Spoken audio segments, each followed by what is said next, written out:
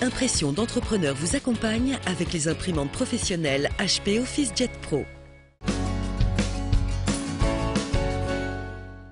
Business Club de France, impression d'entrepreneur. Bienvenue si vous venez de nous rejoindre. Notre dossier après ce reportage chez SAS France, eh bien, on s'intéresse tout simplement aux entreprises où il fait bon travailler.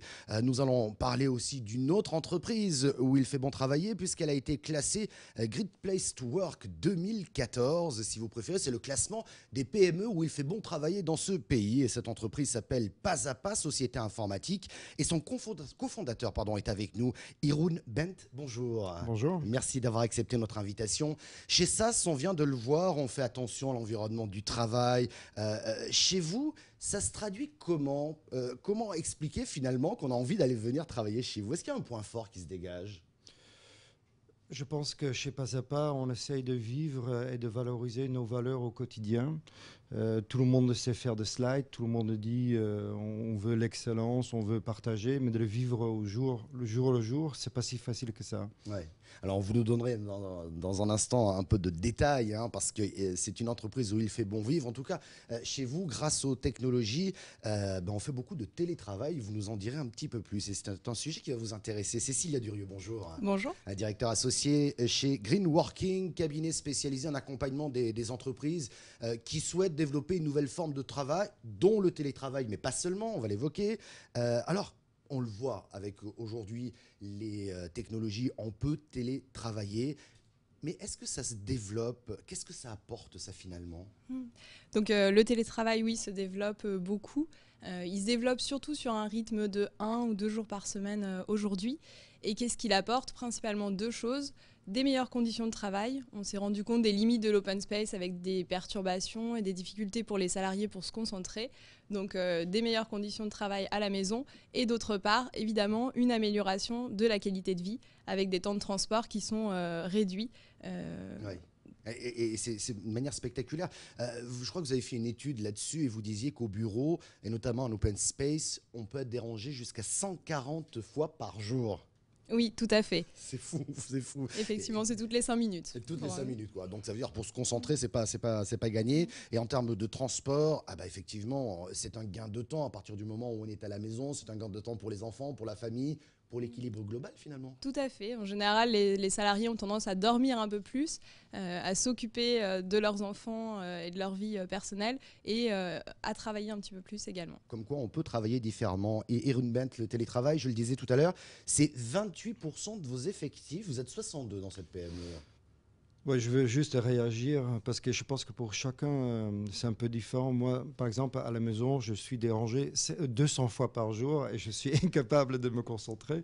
Et donc, j'aime bien aller au travail pour avoir 2 vies très différentes entre ma vie privée et ma vie professionnelle. En revanche, c'est chez un certain nombre de nos collaborateurs, ils font d'autres choix, mais qui peuvent être conjoncturels. On a un Croate qui voulait retrouver ses origines en Croatie. On a quelqu'un qui a vécu une histoire d'amour à Bishkek, en Kyrgyzstan.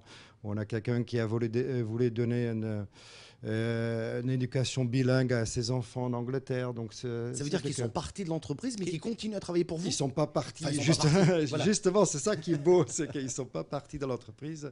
Ils ont vécu cette passion ou ce moment de leur vie en télétravail, parce qu'on peut maintenant, quand on fait 90% de son temps, on est derrière l'ordinateur, on peut le faire ça partout, c'est quand même une opportunité magnifique. Et donc, voilà, donc chez Pas à Pas, on laisse ces choix-là. Quand on dit un gros quart qui font le télétravail, c'est pas toujours le même. C'est-à-dire qu'il y a une période où on le fait. Donc, on donne le libre choix, soit de venir dans nos locaux qui sont super à Paris, soit d'aller en province à Bernay, soit faire de télétravail. Ouais, et cette liberté est payante puisqu'il y a le turnover, je le disais tout à l'heure, chez vous, c'est 0. Ça veut dire que les gens sont bien. Je pense que c'est une conséquence. C'est une mesure directe. Et pour nous, c'est bien, c'est important. C'est surtout important pour nos clients. Parce que de changer d'interlocuteur tout le temps. Je ne sais pas si vous êtes chez quelle banque vous êtes, mais c'est quand même très énervant d'avoir tous les 2 ans, 3 ans un interlocuteur complètement différent. Il faut tout réexpliquer, tandis que nous, on peut construire une relation dans la durée, parce que les gens restent chez nous pour toute leur carrière. Ouais. Travailler avec cette liberté, Cécilia Durieux, est-ce que c'est simple dans ce pays? Pourquoi je vous dis ça? C'est parce qu'on a un code du travail qui est immense, avec des réglementations partout. Est-ce qu'on peut avoir cette liberté-là? Est-ce que même dans le télétravail, on peut facilement le faire aujourd'hui? Mais écoutez, oui, alors le cadre juridique permet aux entreprises de formaliser des accords d'entreprise. Donc c'est pour ça qu'il y a à peu près la moitié des entreprises du CAC 40 qui aujourd'hui pratiquent le télétravail. En PME, c'est également pratiqué, Jeroen en parlait. Donc oui, le cadre juridique le permet aujourd'hui. Les accords qui sont signés aujourd'hui sont des accords qui sont assez restrictifs en termes de nombre de jours par semaine, pour garantir qu'il y a un lien social qui perdure. Mais il y a des cas, c'est le cas de Jeroen, avec parfois du télétravail peut-être à 100% du coup. Et donc c'est vraiment plusieurs types d'organisations qui sont possibles. Ouais. En même temps, on peut avoir cette liberté, effectivement, mais c'est vrai que le télétravail, c'est quand même bien de ne pas se couper totalement de l'entreprise. Ce n'est pas forcément la panacée. Jeroen Bent, vos télétravailleurs, j'imagine, sont équipés d'ordinateurs, de connexion, etc. Donc... Ils sont très bien équipés. Oui, c'est un peu notre travail. Voilà, je veux bien rebondir là-dessus, c'est-à-dire que nous, on fait ça, mais en effet, il y a une contrainte, c'est-à-dire que on peut devenir étranger de sa propre entreprise si on ne fait pas une gestion de ça. Et donc, chez Pas à Pas, par exemple, on fait une fois par mois et c'est obligatoire, même si on est en Croatie. On fait une réunion, restons groupés, ça s'appelle, et que tout le monde vient à un lieu, c'est à Paris. Et on passe la journée ensemble. Alors je pose souvent cette question, des salariés heureux, c'est bon pour le business? On l'a vu dans le reportage de SAS France, mais vous le confirmez, Cécilia Durieux? Ah oui, clairement. Donc, des salariés heureux, il y a une étude de la LSI qui a été menée sur le sujet, qui a montré que le retour sur investissement de programmes bien-être en entreprise, c'est de 9 pour 1. Donc en gros, que c'est un investissement qui est très rentable. Pour différentes raisons. On parlait tout à l'heure du turnover chez Jeroen qui était très faible. Il y a une baisse de l'absentéisme, une meilleure productivité globalement.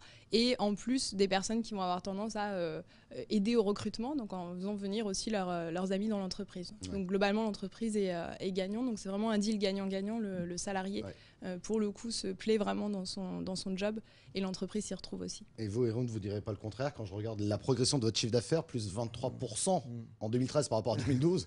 Bon. Non mais oui, et c'est pas une année. Depuis qu'on existe, chaque année on fait plus de 20% de croissance. Donc quelques chiffres quand même. Donc plus de 20% de croissance, plus de 10% de rentabilité, moins de 1% d'absentéisme, 0% de turnover. Ouais. Donc je pense que c'est des chiffres qui parlent assez clairement pour elles-mêmes. Voilà, comme quoi des salariés heureux, c'est bon pour le business, c'est bon pour les entreprises. Jeroen Bent de Pas à Pas, Cécilia Durieux de Greenworking, merci beaucoup d'avoir participé à cette émission. C'était Impression d'entrepreneur avec les imprimantes professionnelles HP OfficeJet Pro.